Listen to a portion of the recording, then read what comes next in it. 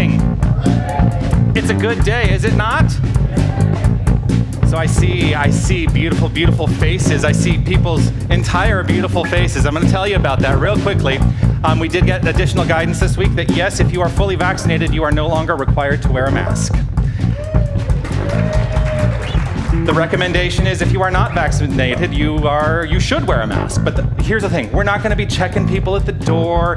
You get to live in integrity and know what your status is. So I do want to say a very special good morning now that I can see beautiful, beautiful smiles. Isn't it nice to see people's smiles? Yeah. We here at Unity of Tucson are a spiritual community. We are here to celebrate love. So let's let that love celebration start today by sharing together our vision statement. Here it is. We envision a place of peace, beauty, and power where spiritual principles are taught and practiced within an ever-growing and dynamic congregation. We are ever-growing and dynamic indeed. There are some beautiful faces that are going to come up on your screen if you are watching us online. We're going to run that video of all the beautiful faces at our center here, and we're going to kick it off by me inviting you to do something. Everybody get up on your feet, see the light in everybody you meet. Everybody get up on your feet, see the light in everybody you meet. Let us be reminded of who we've come to be. We are love, we are one big family. Hey, hey, yeah, yeah. Hey, hey, hey, yeah, yeah. Everybody get up on your feet, see the light in everybody you meet. Everybody get up on your feet, see the light in everybody you meet. Let us be reminded of who we've come to be. We are love, we are one big family. Hey, hey, yeah, yeah. Hey, hey, hey, yeah, yeah. Let us make a joyful sound. Here we stand on holy ground. Let us make a joyful sound. Here we stand on holy ground. Let us make a joyful sound. Hey, hey, hey, hey. Everybody get up on your feet. See the light in everybody you meet. Everybody get up on your feet. See the light in everybody you meet. Let us be reminded of who we've come to be. We are love, we are one big family. Hey, hey, yeah, yeah. Hey, hey, hey, yeah, yeah. Let us make a joyful sound. Here we stand on holy ground. Let us make a joyful sound. Here we stand on holy ground. Let us make a joyful sound. Hey, hey, hey, hey. Everybody get up on your feet. See the light in everybody you meet. Hey, hey, yeah, yeah. Hey, hey, hey, yeah, yeah.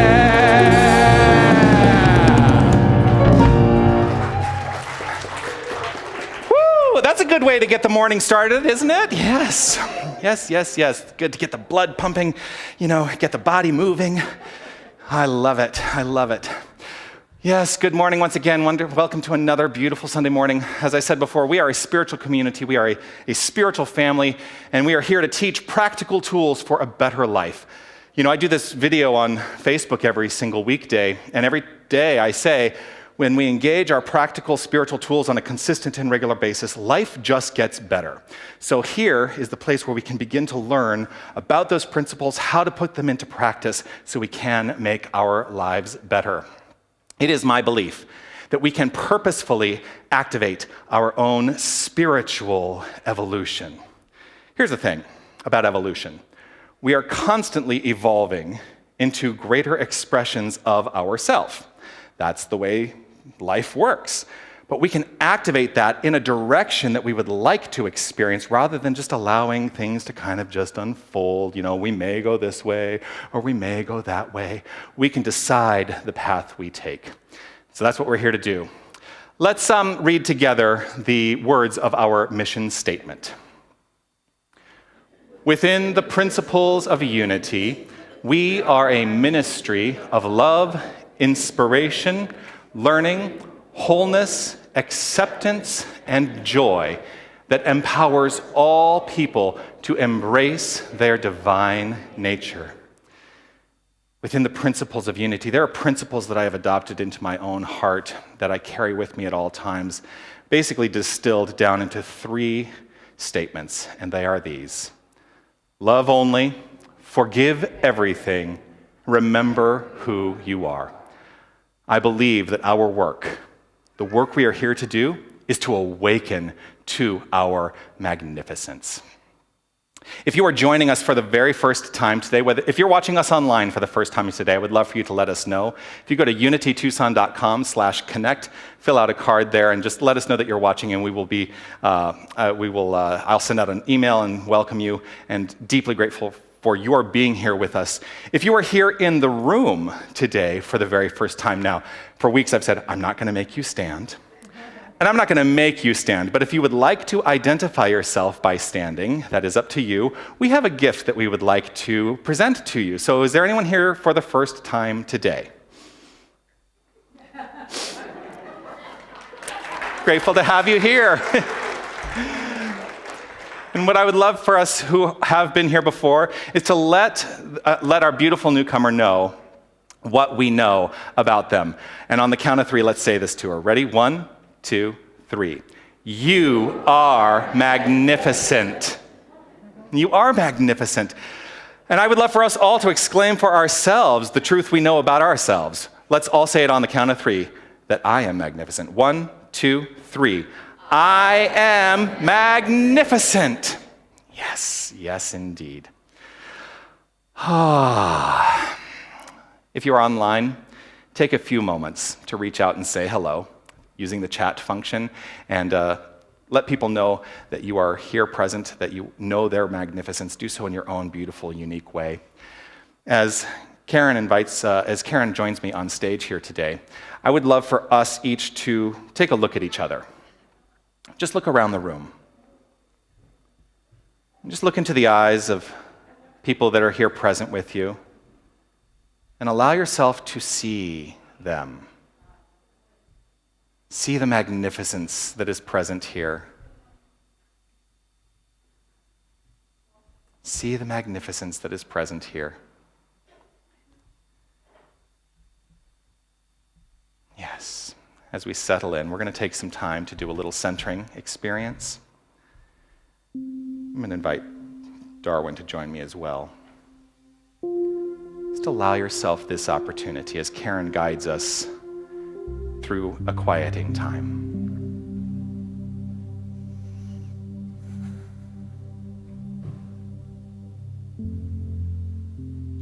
Close your eyes if it is comfortable for you, and take a few deep, slow breaths to relax your mind and your body. Breathe in through your nose and out through your mouth. Make your breaths long, slow, and steady. Rhythmically inhale and exhale until you move into this present moment, this blessed moment.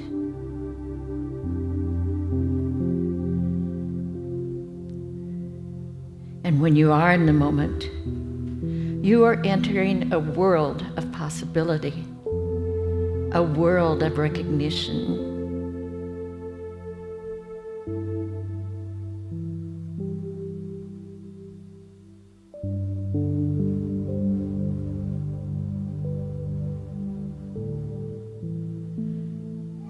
And now let's contemplate our affirmation for the month. The whole of me is the light and the life of divine magnificence.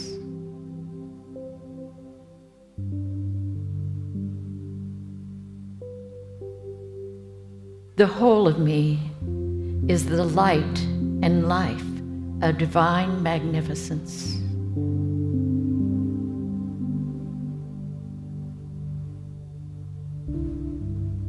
And now say it with me. The whole of me is the light and the life of divine magnificence.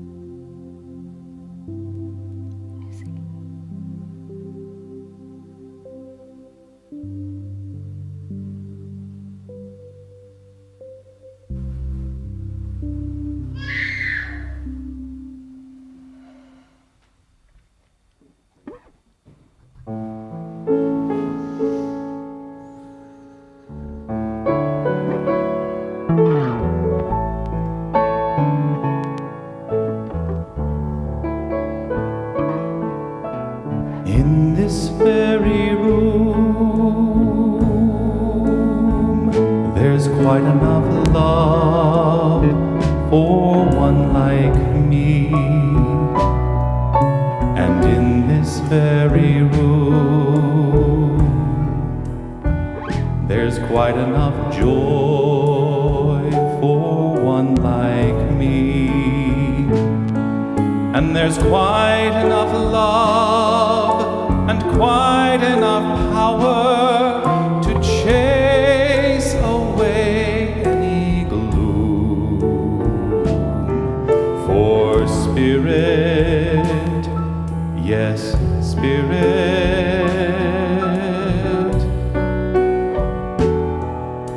is in this very room.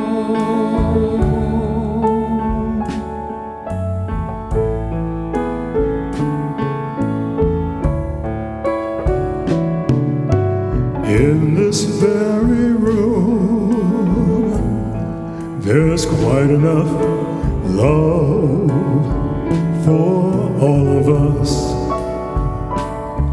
And in this very room, there's quite enough joy for all of us. And there's quite enough love and quite enough power to chase away any gloom. For spirit, yes, spirit is in this very room.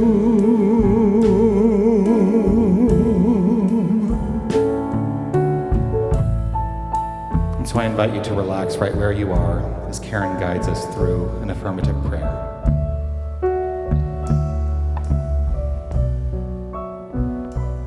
In this moment of unity with the One, I set all other thoughts aside and silently breathe in the breath of God. There exists no other moment but this one occurring right now. And with my deep breathing, I release the tension of the day on each exhalation.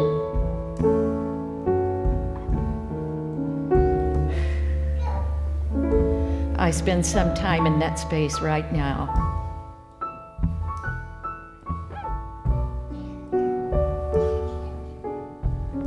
I allow that breath, that light, that love to extend to every inch of my body and feel a light energy of God penetrating every cell of my being.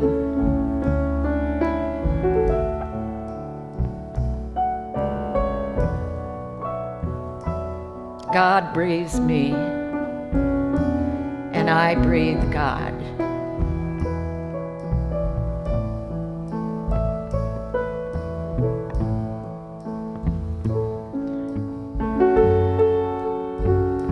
I allow my deep breathing to return to normal.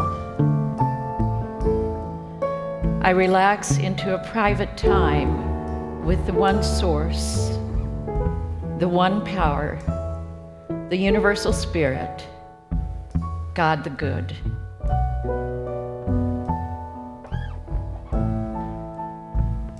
I know that I manifest as a perfect creation of the living God, spiritual, harmonious, fearless, and free. I reflect all that consists of the universe of good, of God, of spirit. And from every direction, everywhere, comes words of truth, making me know that I feel free, wise, and happy.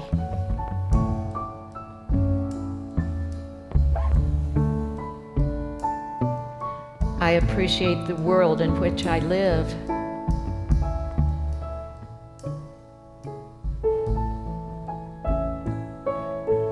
I show forth to the world health, wisdom, and peace.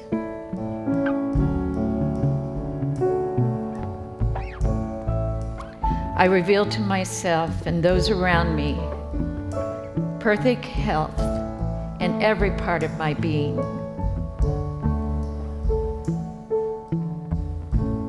there exists no anxiety, no depression, no holding back or uneasy feelings.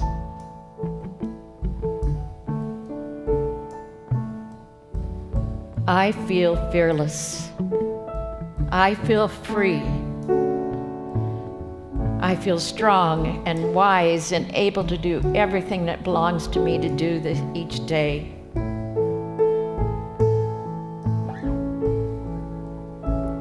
God works through me to will and to do that which ought to be done by me. I function as a living demonstration of the power of truth to set freedom into health and strength for living service to the world.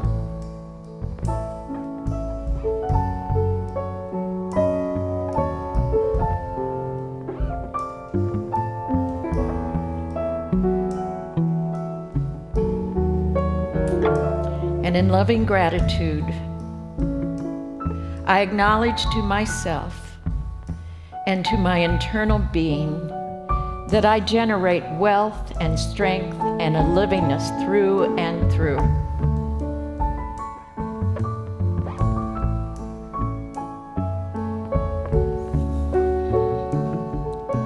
God emanates life, health, strength, and support forever. I sense it in body, mind, and spirit. I pronounce myself well and strong.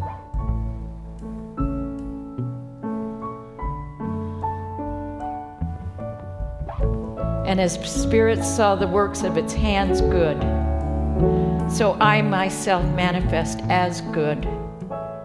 All manifests as good.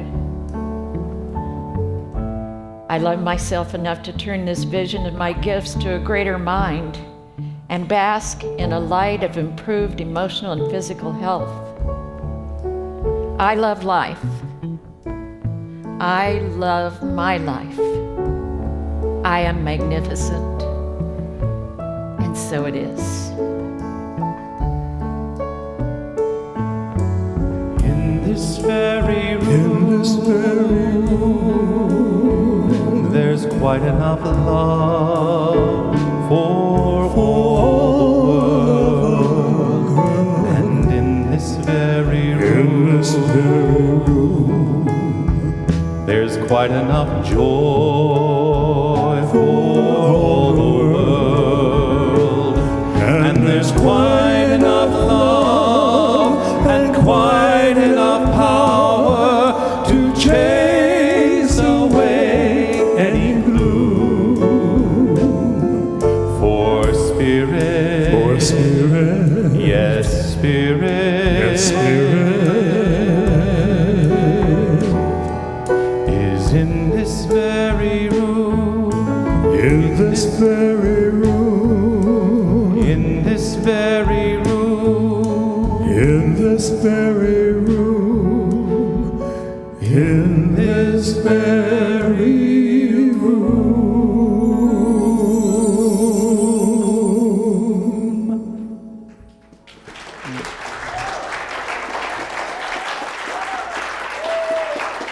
Thank you, Darwin. Thank you, Karen. Well, you're here. Yes. Let's light the flames of faith. What do you say? I'm going to invite you to engage with this ceremony that we have adopted into our practice here called Lighting the Flames of Faith. Karen is our keeper of the flames today. And what we're doing here is for each candle that we light, we are deeply understanding that every faith tradition, every religious practice, every spirit-led idea is all rooted in one thing, and that thing is love. And so let's honor that here today together. So we light a candle for the Tao, honoring the universal path of harmony and equilibrium, the natural way. See, there you go. Oops. Oh. It's all good. It's all good. Yes. Here. Oh, thank you. I will help you there. It's right there. Technology. Technology. Better than a match. Yeah, so that, yes, better than a match. So that is the candle for the Tao. We light a candle for the shamanic traditions, honoring the beliefs and practices of all indigenous peoples, the way of primal spirituality. We light a candle for Hinduism, honoring the path of knowledge, action, and devotion. We light a candle for Judaism, honoring the ethical path of living by sacred law. We light a candle for all forms of Buddhism, honoring the Four Noble Truths and the path of compassion. We light a candle for all forms of Christianity, honoring the Christ consciousness as the path of love. We light a candle for all forms of Islam, honoring the path of submission to the divine will of love as the highest calling. We light a candle for the universalistic religion of Baha'i, honoring the path of unity and peace. We light a candle for all forms of New Thought, honoring the metaphysical path of mental healing through the practice of universal spiritual principles. We light a candle for all those who are as yet unaware of the power and presence of Spirit in their lives, and for the space that we hold for them in our own hearts, and for all faith traditions unnamed in this ceremony. This final candle we light is the healing candle, representing the healing of any circumstance in which the revelation of God is required. For at the core of all circumstance, all experience is God. And so when we align ourselves and understand that this is the way it is, we heal our experience, we heal ourselves, we heal the world. So this is your candle for whatever is in your mind and in your heart that requires the light. This candle here on your left is the peace candle, which we keep consistently illuminated with this understanding, that it represents the consistent illumination of peace in our hearts. And as we allow that peace to demonstrate itself in our experience, we create peaceful experiences for ourselves and for everyone through our intention, through our action, through our word. Let's honor this candle together by saying the prayer for world peace. Divine love indwells each person and radiates from one to another. Harmony is established and peace begins to reign in the world.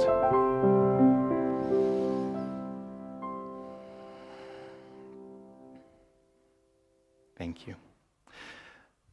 Good morning. Good morning. It's nice to have you here today. It's nice to be here. Yeah, come on right down here. So, as our keeper of the flames this week, you are the person that I get to speak to talk about how this week has gone for you. So I'm going to remind everyone what I gave as homework last week. If you are new here, I give homework every week. So last week I said I want you to create. I want you to do something artistic, specifically artistic, to create something. Do something deeply creative, whether you paint, you sing, you write, whatever it is.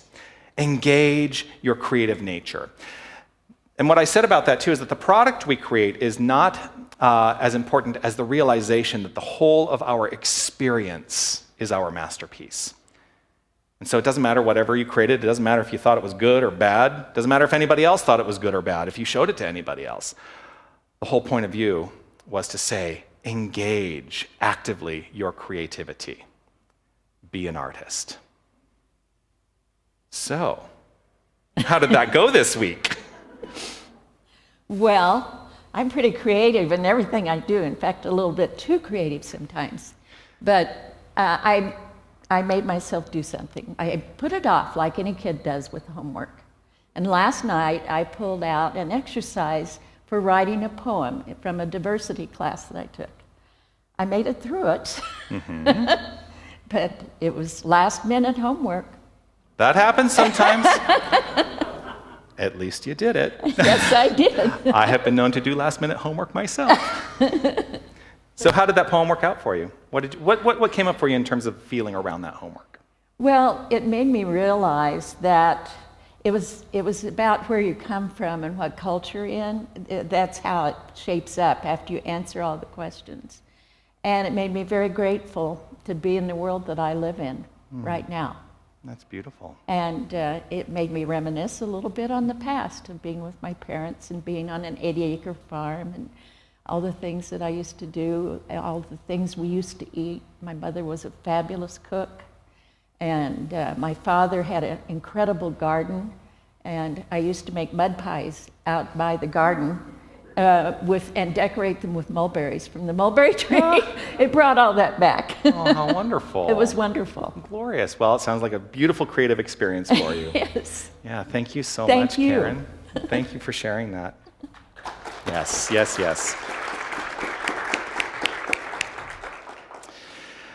Well, we have a beautiful creative opportunity to engage with some music. I'm going to invite Darwin back to the stage.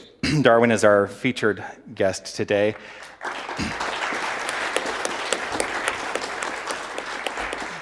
A couple years ago, when I started my other work, Tucson New Thought, before I came to be here at Unity, this very striking gentleman and his wife came into my center at the time, and I just thought, oh, look at the magnificence that is glowing from them, and it continues to shine. And I'm deeply grateful that you share your gifts and your talent with us.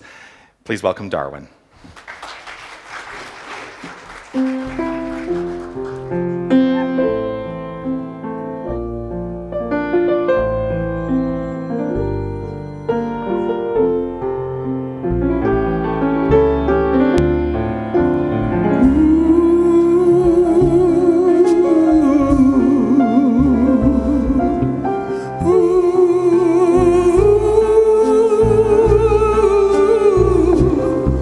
I see trees of green, red roses too.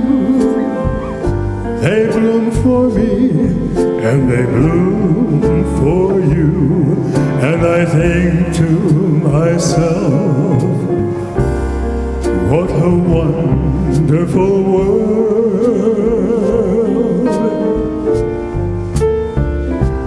I see skies of blue and clouds of white, the bright blessed day and the dark sacred night. And I think to myself, oh, what a wonderful world.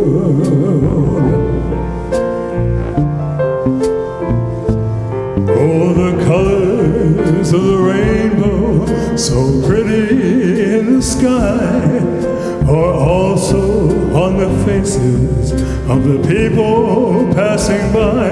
I see friends shaking hands, saying, how do you do?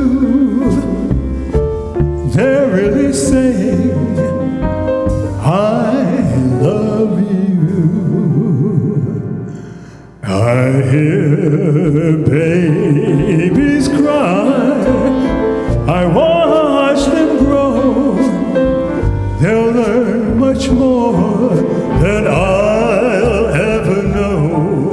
And I think to myself, oh, what a wonderful world.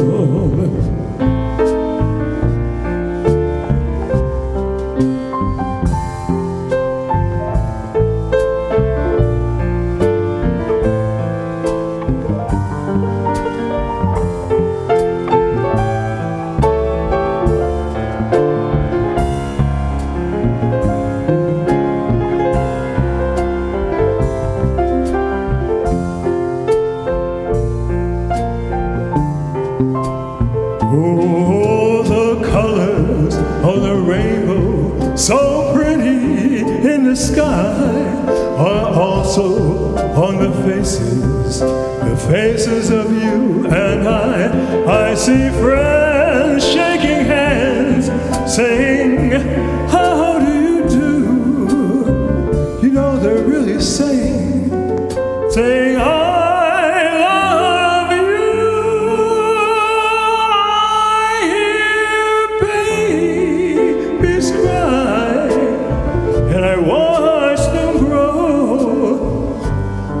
much more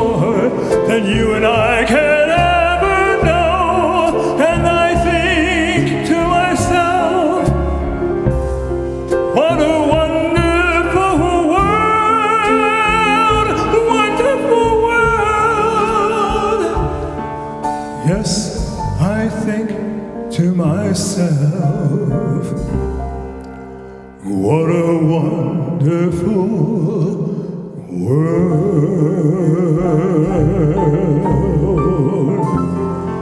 Oh, yeah.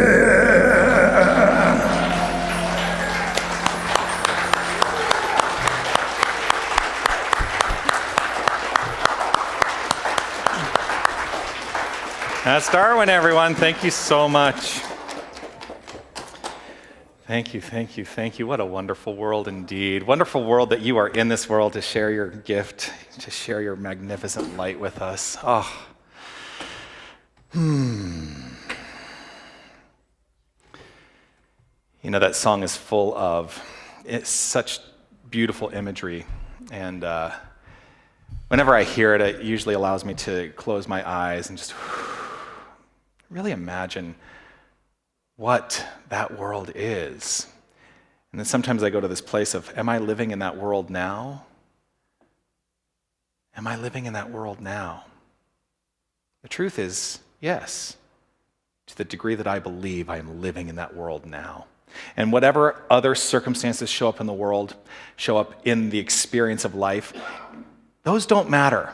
Because I am the creator of my experience. I am the creator of my world. I am the creator of this thing called life for myself, and so are you for you. We are each and every one of us the magnificent creators of our experience. I'm going to invite us all to close our eyes. Just to do a quick little experiential. I just want you to close your eyes. Just relax right where you are.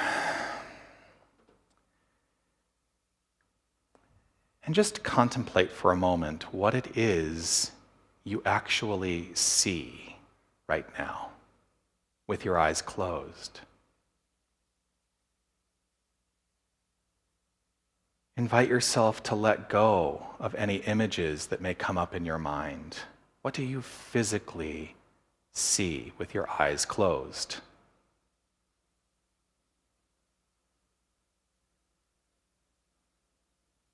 While you may see a little glow, essentially, it's most likely that you're seeing what we might consider darkness.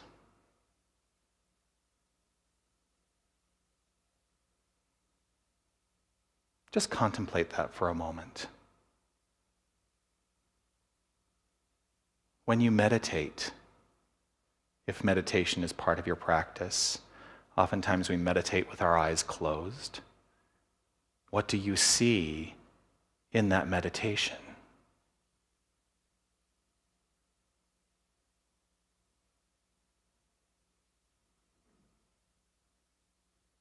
When you experience the night sky, perhaps you've taken a drive out beyond the lights of the city. What do you see in the night sky? You'll see the twinkling of stars, but essentially you will also see darkness.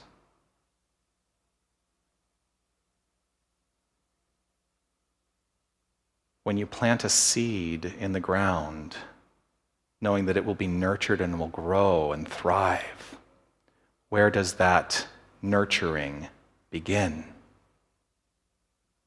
It begins in darkness.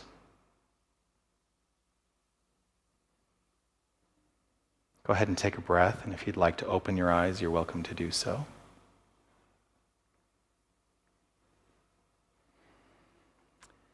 The theme that I chose to be a guiding idea for this month of May was the theme of light.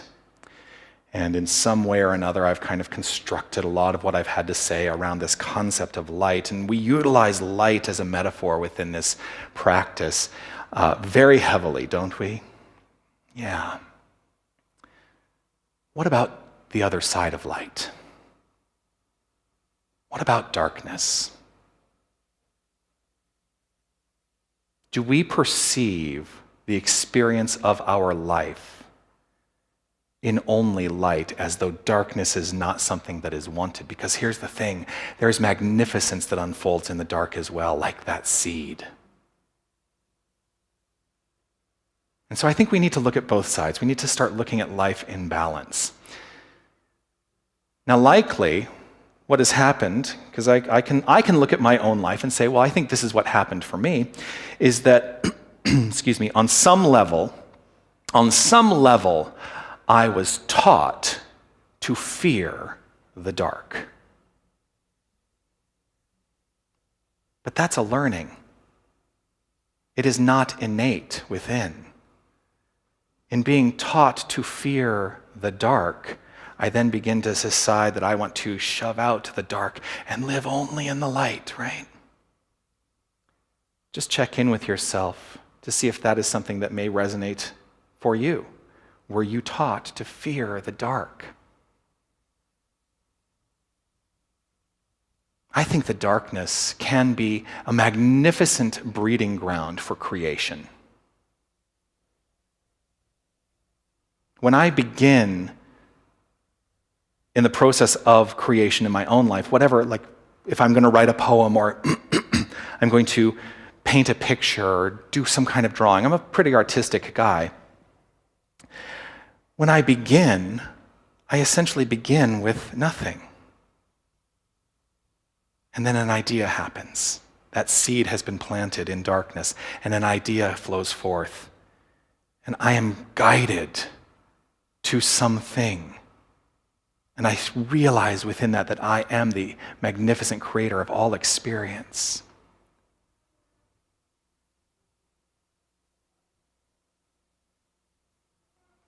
I think what lies on the other side of light is this: potential, possibility. And it is infinite. It is infinite, because here's the thing. Once you shine the light, you have created a limitation. In the darkness, imagine there is no limitation. And you get to decide what the light is to illuminate the darkness. It's maybe not something we think about too frequently, because it is in this philosophy. It's all about light, and it's all about love and light and light and light and light, right? But there is so much possibility that is infinite within the darkness, within the void, what we can consider the void. If light is the actuality, darkness is the possibility. And I think that we would do well to begin to let go of this notion that the darkness is something to be avoided. But to do that, we must find that level of comfort within the darkness and let go of any past considerations that perhaps elicit fear within us around the darkness. Now, darkness, many people will associate with evil, right? How many of us live with that idea? Where did we learn that? Where did we learn that? And are we in a place now where perhaps we can say, that's not true.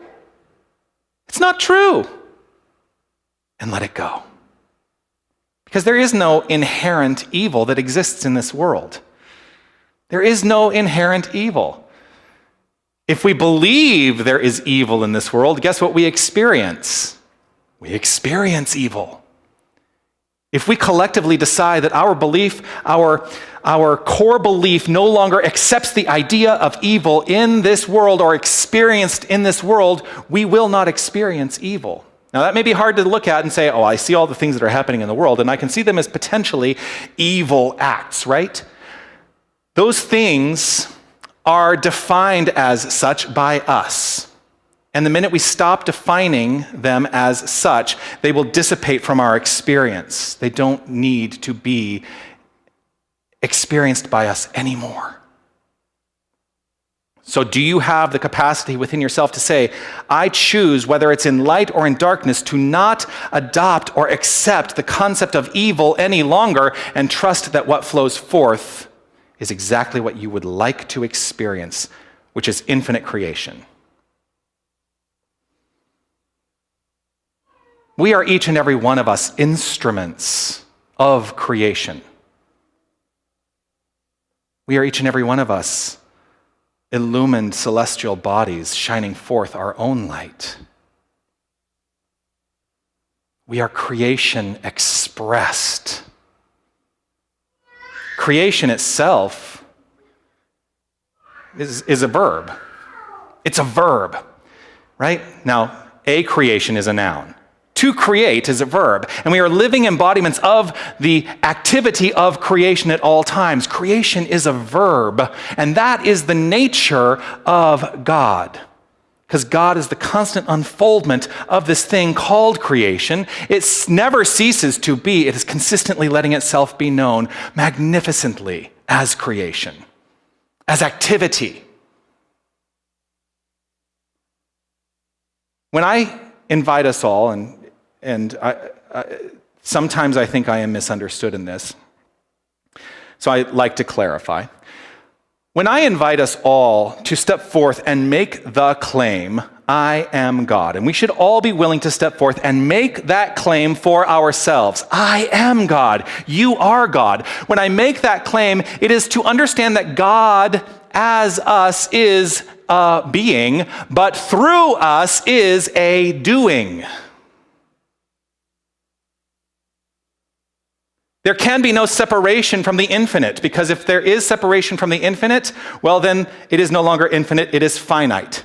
That is how I have reconciled in my own mind and come to understand the nature of being able to claim for all humanity, we are God. There is no thing out there. There is that which is within. And that which is within is a being, and through us is a doing. That is God as a verb. God is always both being and doing. It is infinite creation as all of us. And in the infinite, there is no distinction between the actor and the action. They cannot exist without the other. So as an actor, and yes, one time I was an actor, thank you. As an actor, there can be nothing without the action. And we are constantly living our lives as action. That's God doing as us.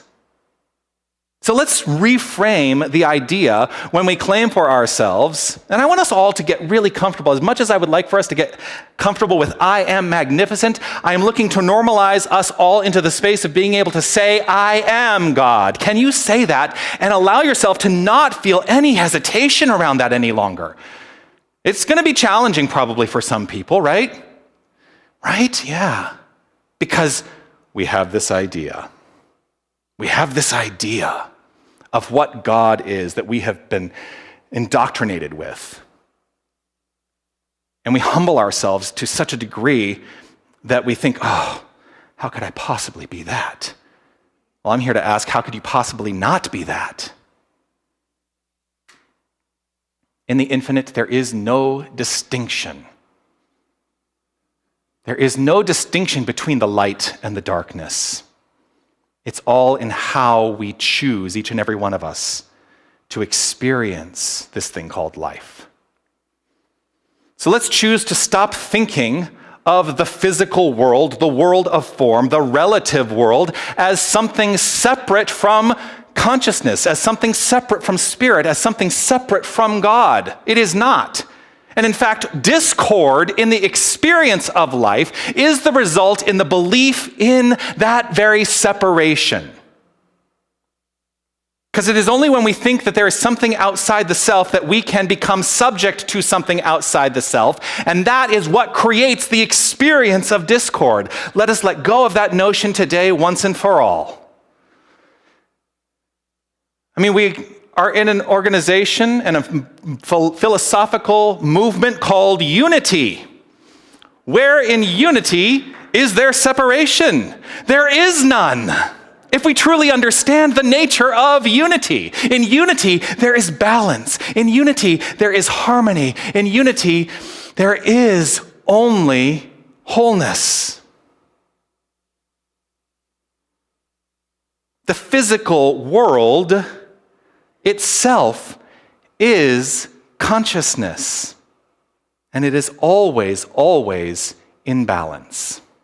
Not imbalanced, but it is in balance.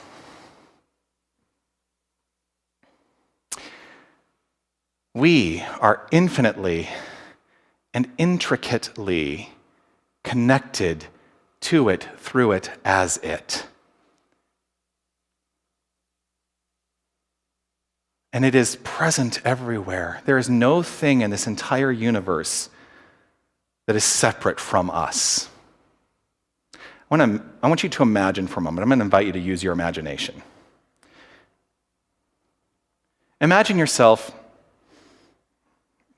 I'll say on a spring day if you're in Tucson, because if I say a summer day, saying, imagine yourself outside in the sun. You're going to go, oh, do I have to? Imagine a day like today.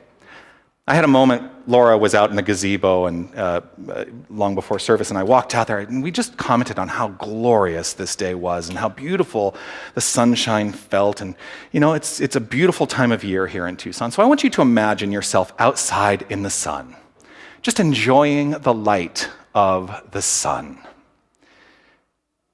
You can feel it, can't you? You can feel the warmth of the sun's rays on your skin.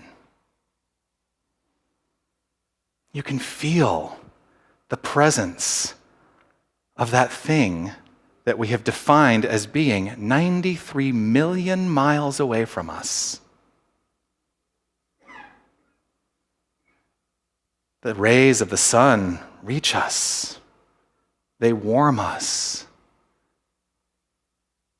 I want you to think about, what are those rays? Now, there may be scientific explanations. In fact, there are scientific explanations about what those rays are.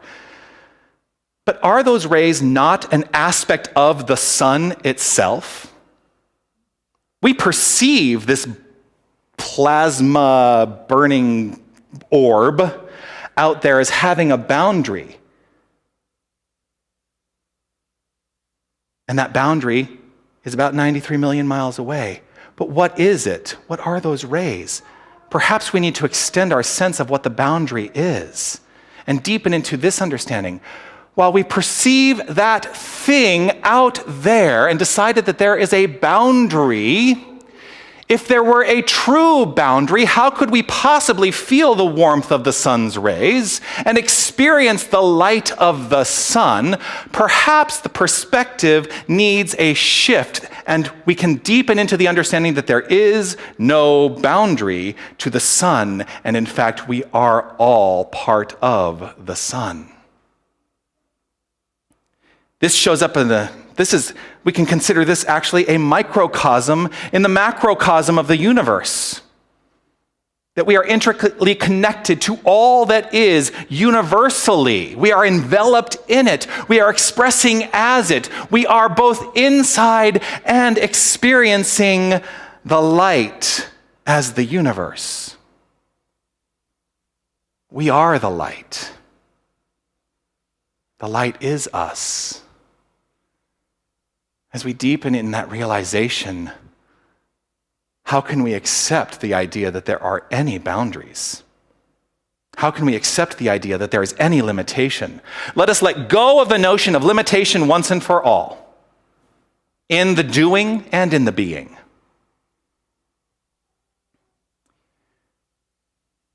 In the 1940s, there were some texts that were discovered in Egypt, the Nag Hammadi. Actually, I don't know why I feel compelled to ask this, but do you know about those texts? Yeah. So the Nag Hammadi basically are non-canon versions of the gospel, and there's great wisdom within it. Within one of those texts, the gospel according to Thomas, there is a reference to Gnostics. Gnostic. What is a Gnostic? A Gnostic, according to the text, is one who sees both the light and understands that they are the light. That's a Gnostic.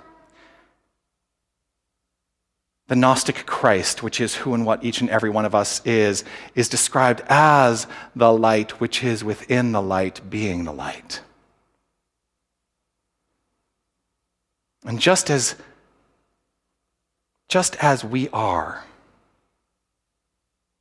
Just as we are that very light, that light within the light.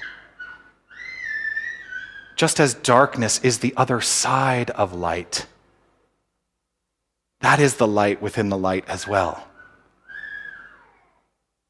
Because there can be no thing that is not intricately connected as luminous celestial bodies. There is no boundary. That's really what I think I want us to walk away with today. There is no boundary. The only limitations that exist are those we have in our own minds that we have adopted for ourselves. When we let go of those limitations mentally, when we let go of those boundaries mentally, what a life we will live.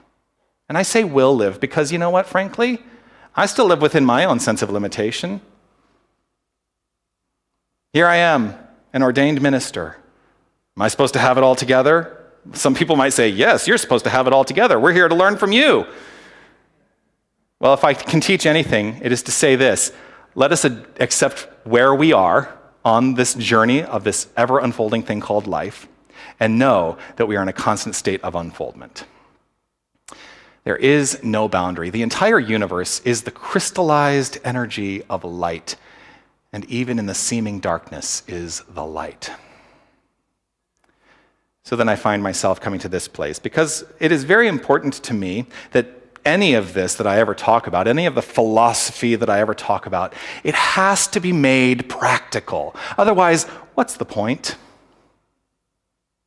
So, how do we make this practical, these ideas that I've talked about today? There are a couple of ways that I thought about. The first one is stop stressing. Stop stressing out about everything. The light is always there. The light is always there. What do we have to be stressed out about when we understand that the light is always there? And not only always there, it is always there and always there. We are always shining our light. So let us stop stressing about all the stuff. Let us let go. This is the second part of this. Let us let go of the notion that we should judge ourselves or others based on where they are in the journey of their life. That we should stop judging ourselves and others based on the chapter of their infinite life book, the novel of their life, the autobiography that we're all living. If I am judged by one aspect, the chapter that I'm living in right now, it may not be so pretty. Let's let go of that.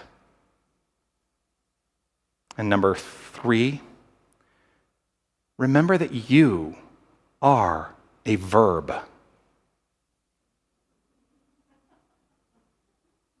You are the activity of God's light.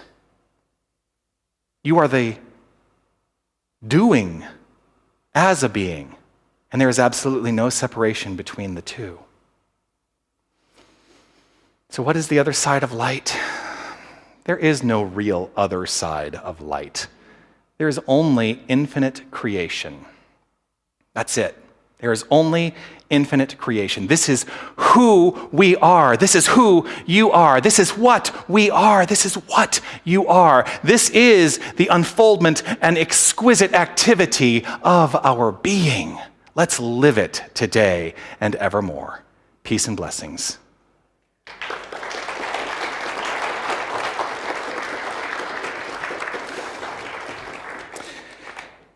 All right, here comes the homework.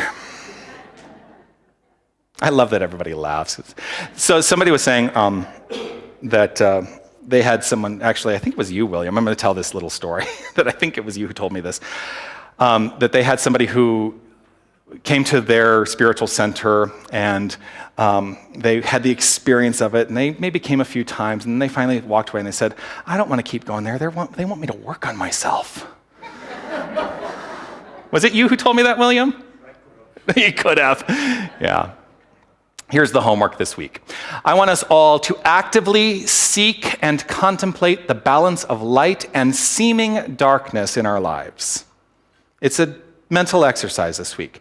Actively seek and contemplate the balance of light and seeming darkness in our lives.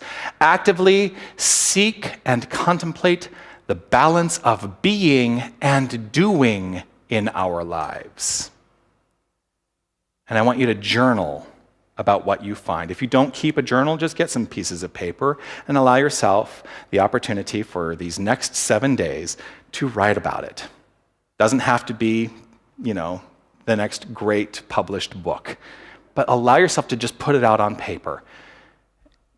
Read through it at the end of the week and ask yourself this: is what I find harmony? Is what I find balance?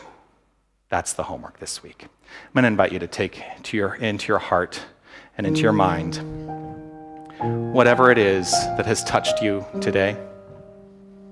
It may be one little kernel of an idea, and allow yourself to just sit with it for a moment.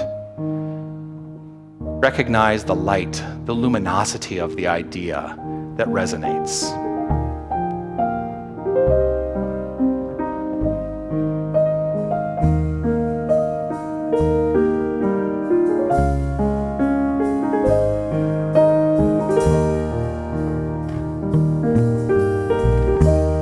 May the long time sun shine upon you. All love surround you, and the pure light within you guide your way on, guide your way on. May the long time sun shine upon you. All love surround you, and the pure light within you guide your way on, guide your way on. Right here in this moment, I live in the assured knowledge of the One, the infinite power and presence, the light. I know that the light is ever present, letting itself be known through its being and its doing, and that this is the infinite truth, the infinite identity of each and every one of us. I welcome this understanding, and I welcome the outflow of this good as the expression and fullness of our lives. I know that all is well, and as we move from this experience to the next, and to the next, and to the next, that there is that which resonates within the hearts of each and every one of us, that knows this truth and lives this truth, and is this truth now and evermore. It is with magnificent gratitude overflowing that I simply let this be. I relax, trust, and allow. And so it is.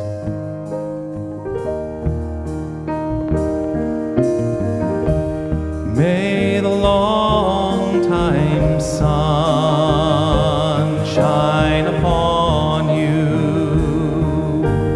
All love surround you, and the pure light within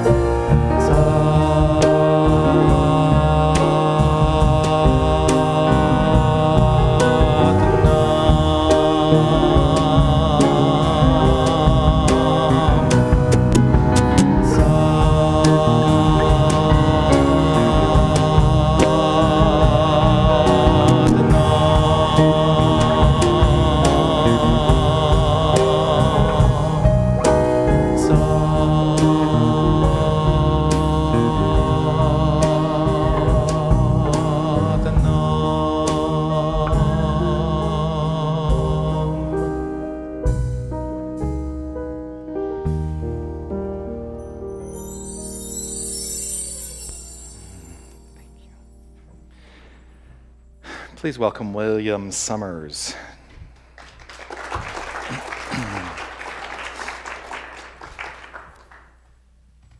I just got to check this thing out, this cheat sheet. Well, there's nothing up there. What, this right there? Oh, I'm looking at the wrong spot. Yeah. Oh, there we go. Yeah. There's my name. There's your name. Oh, magnificent. That's where my notes are. In case anybody thinks that I do this without notes, my notes are actually all up there. If you ever see me looking like I'm contemplating, And here we all thought you were really intelligent. I did write the notes. Okay. So it comes time for our sharing now. And the thing I really love about Unity, I cringed at other places that I go to that, asking for money and stuff. We never do that here. Instead, I'd like to share with you why I share with Unity. And I can boil it down to one word, and that's my life is extraordinary. And I've told people here this before, like I have this unbelievable spiritual life, which includes this body. I have this wonderful relationship, and just to stay out of trouble with my wife, Anita, it's extraordinary 98% of the time probably, but that's good. And we have this beautiful center here. And during a time of COVID, many places shut down. Some of them may never open up again. And yet, using this philosophy, we've created this beautiful place to come together here. The offices have been upgraded. We've got all kinds of programs starting up. There'll be some classes starting up next month for people leading the small groups. It's just a wonderful place for me to be at, and this energetic service this morning. I want more of that. And sometimes people look at you, well, if you're extraordinary, why not just kick back? The thing is, there's a level above extraordinary. There's stupendous. That's where I'm going to live. I may not be quite there yet, but I'm going to be there. And I want everybody to have the same opportunity that I have. So my mission is to help, along with all of you, to create this space where everybody can have an extraordinary life. So when it comes time for me to share, I don't look at how much I'm putting in the basket. We all know what we're giving. I don't look at it that way. I look at it as, how extraordinary do I want my life to be? So with that, we have baskets at the back. We have an automatic program that you can give at. For those of you online, man, do we love you. There's a button there you can push. There's several ways you can donate, credit card, PayPal, you can text. All the information's on there. So as you get ready, just think to yourself, what kind of extraordinary life am I creating? Thank you. Hank, thank you, William. Yes, in honor of our giving nature, let us say together the very brief divine givingness statement. Here we go. Ready? I give this gift with love because I love to give. And as William said, if you're in the room, there are baskets in the back. We're not passing the basket currently. We'll come back to that at some point, but as you leave here today, you can drop your offering into the basket into the back. I do want to let everyone know that there is a virtual gathering today. Karen King has been beautifully leading our virtual gatherings on Zoom following the service. So if you're online or if you're in the room and you get home to start it at 11:30, which is about 25 minutes from now, you can go to our homepage, unitytucson.com, click on the link there, activate Zoom, and have some conversation with people who are not in the room here today, that are online. You know, we have people that watch us from all over the world, and it's a great opportunity to connect with these magnificent souls. I mentioned last week that we are starting a yoga practice. Last week I said it was going to be on Mondays, and I was mistaken in that because I forgot that we had already something scheduled for Mondays that was a conflict. So graciously, Lynn, who is leading our practice, is going to offer it at 6:30 on Wednesdays. So if you are interested in that, Lynn is here, and you can reach out to her. It's also on the announcements page how you can sign up for that. So we'd love to see you there. I'm planning on being there. Looking forward to that. that. We are also offering, Dr. Christina Gilman is offering a stress management workshop 3 consecutive Thursday mornings, June 10th, 17th, and 24th at 10 a.m. The information on how to register for that is also on our websites under the announcements page. I am, as William mentioned, we're going to start some small home groups, and or they don't have to be at home. We'll talk about that when we do the training. But I'm going to be doing some training for anyone who is interested in leading a small group here through Unity. If you are interested in leading a small group, please send me an email at revjonathan@unitytucson.com, and we'll get everyone lined up. We've got about 5 different people that are signed up now to lead groups. I'm really excited about what this will mean for us. We do still need volunteers. If you are willing to volunteer your time and sacred service, we would love to have you. And on that note, I'm going to invite Laura Cass, the president of our board of directors and the leader of our prayer chaplain program, to the stage. Good morning, Laura. So I brought a bear with me to remind you to talk about bears. Thank you. All right? See, I got a bear. Do you all have a bear? You're all going to bring a bear? Look right down here. The bear's going to cheers. Thank you. Okay. You have to keep him in line somehow. Not easy. So Jonathan mentioned he met me in the gazebo this morning, and just a little aside, if you haven't gone out to sit in the gazebo and have some quiet time for yourself, get here a little bit early on a Sunday, or come during the week, or stay after. Just go out there and sit and enjoy the beautiful gazebo the way you do the labyrinth. I was sitting out there this morning because I was really needing some downtime, just to get myself settled in for the day. I'm usually very early every place I go. It's some kind of a character defect. I don't know when that got started. But anyway, so I'm rushing around a little bit late at home this morning, and I said to my husband, honey, can you put the coffee on? I normally do it, but I'm really kind of rushing this morning. Huh? I said, can you put the coffee on for me? You know, I usually do it, but could you do it? He said, well, no. He said, men don't put the coffee on, women put the coffee on. So I said, that's not true. I said, the Bible says that you put the coffee on. And he said, if you can show me in the Bible where it says that, I'll make the coffee. Okay? There it is. Hebrews.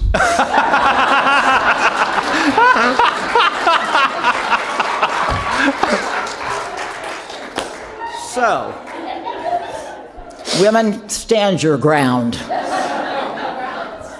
Right. So speaking of the Bible, you know, the Bible, we turn to the Bible when we're looking for prayer. And we all believe in prayer because that's why we're here, right? We wouldn't be sitting here in Unity if we didn't believe in prayer. Charles Fillmore said that prayer is the most highly accelerated mind action known. It is. And what I wanted to let you know about is that we are starting a prayer chaplain program here at Unity. Now, some of you may be familiar, some not, but the prayer chaplain program within the Unity world is a structured, highly functional program that was begun by the Reverend Leilani Burt up at Unity of Phoenix, probably some 12 or 13 years ago.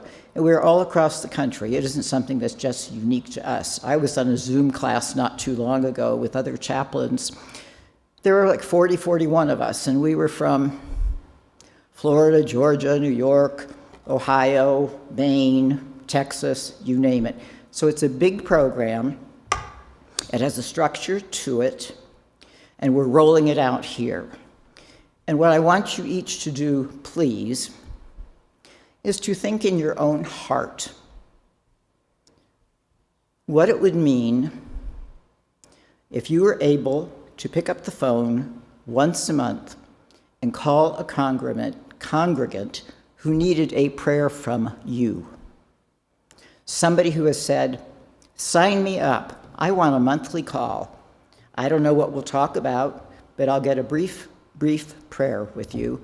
And it could be, I got a corn on my big toe and I think I have to have it operated on. Or it could be, my grandson is graduating from college and you know what? He's at the top of the class.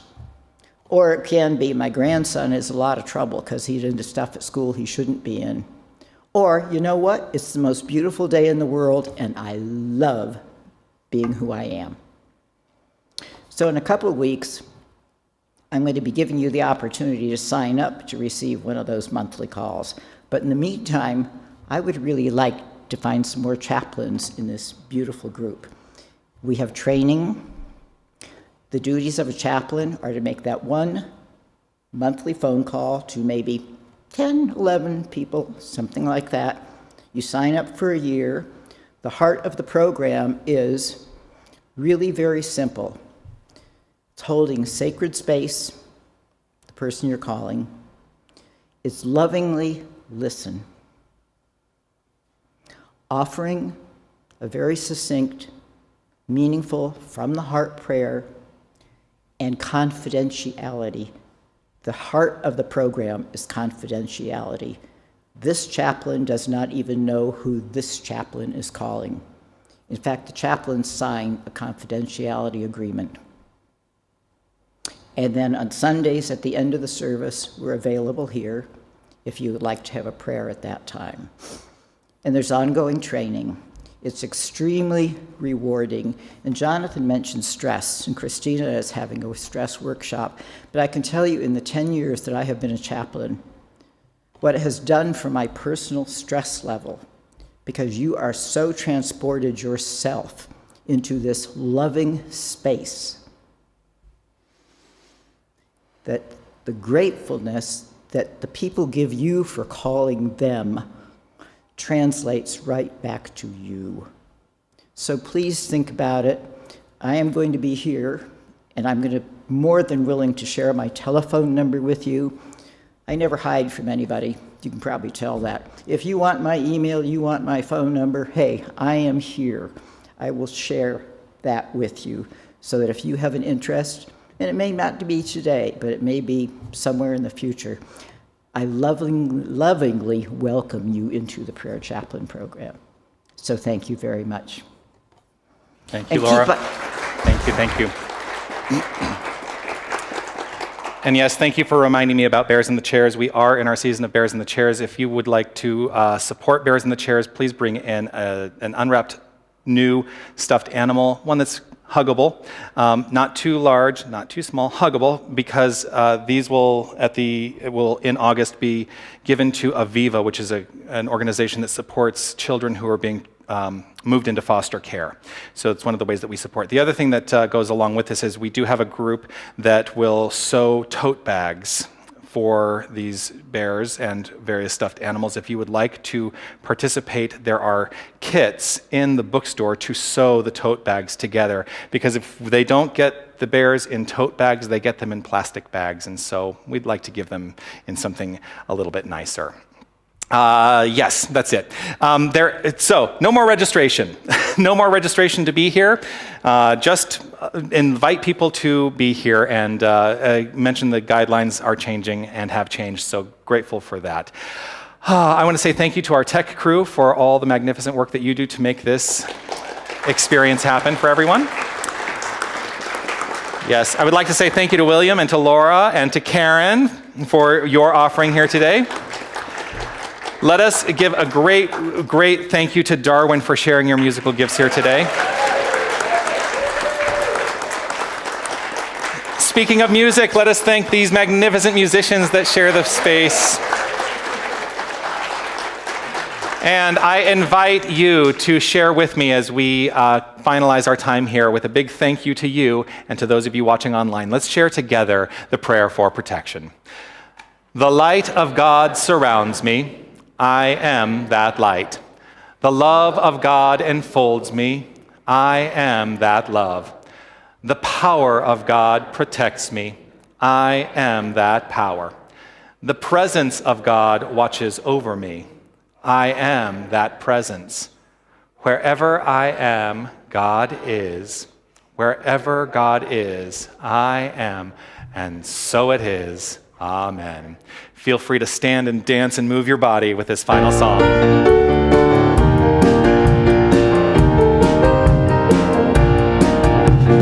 Now there is peace on earth, for it has begun with me. Now there is peace on earth, a peace that was meant